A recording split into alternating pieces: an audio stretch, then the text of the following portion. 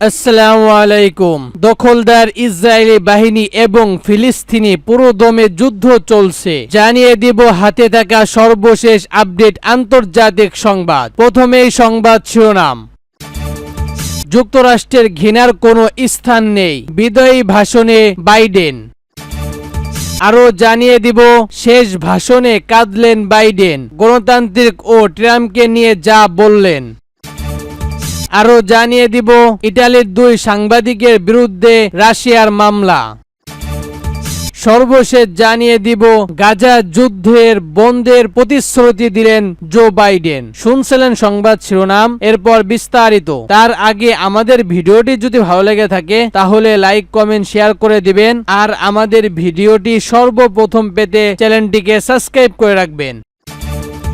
যুক্তরাষ্ট্রের ঘৃণার কোনো স্থান নেই, বিদায়ী ভাষণে বাইডেন। এবার শুনুন বিস্তারিত। যুক্তরাষ্ট্রের শিকাগোতে ডেমোক্রেটিক ন্যাশনাল ভবনের মার্কিন প্রেসিডেন্ট হিসেবে শেষবারের মতো ভাষণ দিয়েছেন জো বাইডেন। এ সময় তাকে আবেগিত হয়ে কাঁদতে দেখা যায়। মঙ্গলবার দেওয়া ভাষণে তিনি বলছেন, মার্কিনদের গণতান্ত্রিক রক্ষা করতে হবে, সবাইকে প্রেসিডেন্ট ও রিপাবলিকান প্রার্থী ডোনাল্ড ট্রাম্পকে নির্বাচনে পরাজয় করার এখন উপযুক্ত সময়। বাইডেন যখন কথা বলতে ওঠেন তখন ডিএমসিতে যোগ দেওয়া দলের সমর্থকরা বলতে থাকেন, থ্যাংক ইউ বাইডেন। এসব তাদের হাতে বিভিন্ন ধরনের পোস্টার দেখা যায়, তাতে লেখা লাভ ইউ বাইডেন। কয়েক মিনিট ধরে চলে এই দলের কর্মীদের এই স্লোগান। এসব দেখে আবেগতাড়িত বাইডেনের চোখে অশ্রু দেখা গেল। এরপর দলের কর্মীদের কাছ থেকে বিদায় ভাষণ শুরু করলেন বাইডেন। মাঝখানে আগে বাইডেন ঘোষণা করেছেন তিনি প্রেসিডেন্ট নির্বাচনের প্রার্থী হবেন না, তিনি চান কমলা হ্যারিস প্রার্থী হোক। তারপর দলের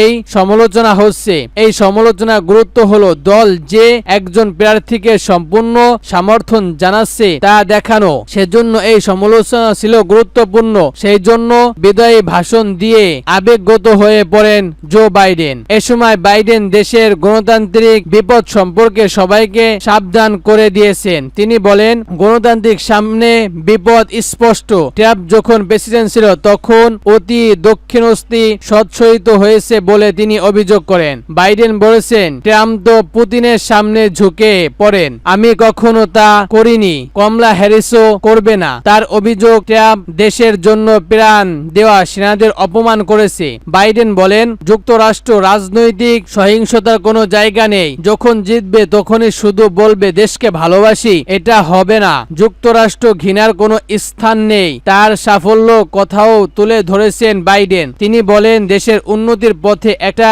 অসাধারণ 4 বছর সময় আমরা কাটিয়েছি। আমেরিকার অর্থনীতি এখন বিশ্বের সবচেয়ে শক্তিশালী অর্থনীতি। মানুষের রোজগার বেড়েছে, মুদ্রাস্ফীতি কমেছে, ওষুধের দাম কমানো সম্ভব হয়েছে। বাইডেন তার প্রশাসনের প্রশংসা করে বলেছেন, পরিকল্পনার ক্ষেত্রে পরিকল্পনাগুলো রূপান্তর হয়েছে। তার দাবি, ট্রাম্পের আসল কোনো জায়গা হয়নি। তার দীর্ঘ ভাষণের শেষে বাইডেন বলছেন, যুক্তরাষ্ট্রকে আমি আমার সেরাটা দেওয়ার চেষ্টা করেছি। তার মধ্যে আগামী প্রেসিডেন্ট নির্বাচন হলো আমেরিকার অন্তত রক্ষা লড়াই করা। সেই লড়াইয়ে তিনি কমলা হ্যারিসের পাশে আছেন।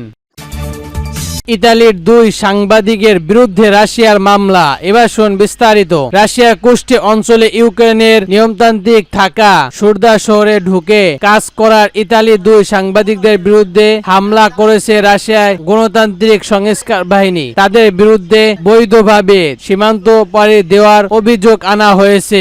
রাশিয়ার বার্তা সংস্কার তার এক প্রতিবেদনে এ তথ্য জানানো হয়েছে। গত সপ্তাহে রাশিয়ার সুরদা শহরে নিয়ন্ত্রণ নেয় ইউক্রেন। ইতালি রাই টেলিভিশন সাংবাদিক শেরসর বসিতীয় এই ক্যামেরাম্যান সিমন এক্সনি সহ 4 জন ইউক্রেন সামরিক বাহিনীর সঙ্গে প্রথম বিদেশি সাংবাদিক হিসেবে সুরজা শহর থেকে খবর পরিবেশন করেছে। এই ঘটনায় শুক্রবার মস্কো ইতালির রাষ্ট্রদূত সিলভিয়া পিচ্চোকে ডেকে তার প্রতিবেদন জানিয়ে রাশিয়া। এই সময় রাষ্ট্রদূত মস্কো জানান, রাই টিভির সাংবাদিকরা স্বাধীনভাবে ও নিজস্ব সিদ্ধান্তে কাজ করে। রোববার সন্ধ্যা এই দুই সাংবাদিকদের ইতালি ফেরার কথা। এদিকে রাই টিভি ইউনির ও ইতালির জাতীয় প্রেস ইউনিয়ন এক যৌক্তিক বিবৃতিতে বলেছে, সাংবাদিকরা অপরাধ নয়। মস্কের কৃতকর্মের এই দুই সাংবাদিকরে বিচারের আওতায় আনার বিষয়টি গ্রহণযোগ্য নয় এবং আগে থেকে অনুমোদন নিয়ে সাংবাদিকরা কাজ করা বলে বিবৃত উল্লেখ করা হয়েছে। আরো জানিয়ে দিব, শেষ ভাষণে কাঁদলেন বাইডেন, গণতান্ত্রিক ও ট্রাম্পকে নিয়ে যা বললেন। এবার শুনুন বিস্তারিত। যুক্তরাষ্ট্রের শিকাগোতে ডোমেক্সের ন্যাশনাল ভবনে দেশটির যুক্তরাষ্ট্রের প্রেসিডেন্ট হিসেবে শেষবারের মতো ভাষণ দিয়েছেন জো বাইডেন। বাংলাদেশের সময় 20 আগস্ট মঙ্গলবার দেওয়া ভাষণে তিনি বলেন, মার্কিনদের গণতান্ত্রিক রক্ষা করতে হবে। সবাইকে প্রেসিডেন্ট ও রিপাবলিক প্রার্থী ডোনাল্ড ট্রাম্পকে নির্বাচনে পরাজিত করার এখনই উপযুক্ত সময়। খবর বিবিসি ও জয়েস ভেজল। ডিএমটিতে বক্তব্য দেওয়ার সময় বাইডেনের চোখে পানি এসে যান। বাইডেন দেশের গণতান্ত্রিক বিপদ সম্পর্কে সবাইকে সাবধান করে দিয়েছেন। তিনি বলেন, গণতান্ত্রিকের সামনে বিপদ স্পষ্ট। ট্রাম্প যখন প্রেসিডেন্ট ছিল তখন অতি দীর্ঘস্থায়ী উৎসাহিত হয়েছে। বাইডেন বলেন, ট্রাম্প পুতিনের সামনে ঝুঁকে পড়তেন, আমি কখনো তা করিনি, কমলা হ্যারিসও তা করবে না। আর অভিযোগ, ট্রাম্প দেশের জন্য প্রাণ দেওয়া সেনাদের অপমান করেছে। তিনি বলেন, যুক্তরাষ্ট্র রাজনৈতিক সংস্কার কোনো জায়গা নেই। যখন জিতবে তখনই শুধু বলবে দেশকে ভালোবাসি, এটা হয় না। বাইডেন বলেন, যুক্তরাষ্ট্রের ঘৃণাও কোনো স্থান নেই। নিজের সাফল্যের কথা তুলে ধরছেন বাইডেন। তিনি বলেন, দেশের উন্নতির পথে একটা অসাধারণ 4 বছর আমরা কাটিয়েছি। যুক্তরাষ্ট্রের অর্থনীতি এখন বিশ্বের সবচেয়ে শক্তিশালী অর্থনীতি। মানুষের রোজগার বাড়ছে, মুদ্রা স্থির কমেছে, ওষুধের দাম কমানো সম্ভব হয়েছে। বাইডেন তার শাসনের প্রশংসা করে বলছেন, পরিকাঠামোর ক্ষেত্রে পরিকল্পনাগুলো রূপান্তর হয়েছে। তার দাবি, ট্রাম্পের আমলে কোনো কাজই হয়নি। তার দীর্ঘ ভাষণের শেষে বাইডেন বলেছেন, যুক্তরাষ্ট্রে আমি আমার সেরাটা দেওয়ার চেষ্টা করেছি। তার মতে আগামী প্রেসিডেন্ট নির্বাচন হলো আমেরিকার আন্তরিক রক্ষা করার লড়াই। সেই লড়াইয়ে তিনি কমলা হ্যারিসের পাশে থাকবেন। আরো জানিয়ে দিব, গাজায় যুদ্ধ বন্ধের প্রতিশ্রুতি দিলেন জো বাইডেন। এবার শুনুন বিস্তারিত। যুক্তরাষ্ট্রের শিকাগোতে ডোমেস্টিক ন্যাশনাল কনভেনশনের সোমবার শেষবারের মতো ভাষণ দিয়েছেন যুক্তরাষ্ট্রের প্রেসিডেন্ট জো বাইডেন। আর সেই ভাষণে গাজা উপত্যকার চলমান যুদ্ধ শেষ করে জিম্মিদের দেশে ফিরিয়ে আনার অঙ্গীকার করেছেন তিনি। এদিকে বাইডেন বলেছেন, আমি জিম্মিদের বাড়িতে ফিরিয়ে আনতে, গাজা যুদ্ধের অবসান ঘটাতে এবং মধ্যপ্রাচ্যে শান্তি ও নিরাপত্তা আনতে কাজ চালিয়ে যাব। আমরা এই যুদ্ধ শেষ করতে এখন 24 ঘন্টা কাজ করছি। জিম্মিদের বাড়িতে পরিবারের কাছে পুনরায় ফিরিয়ে দিতে এবং গাজায় সামরিক স্থল ও খাদ্য সহায়তা বৃদ্ধি করতে কাজ করছি। আমরা ফিলিস্তিনি জনগণের বেসামরিক ভূখণ্ডে অবসান ঘটাতে যুদ্ধবিরোধী কার্যক্রম করছি আমরা, যার মধ্যে এই যুদ্ধের সমাপ্তি হবে। এদিকে শিকাগোতে বাইডেনের ভাষণ শুরুর আগে হাজার হাজার ফিলিস্তিনি প্রতি বিক্ষোভকারী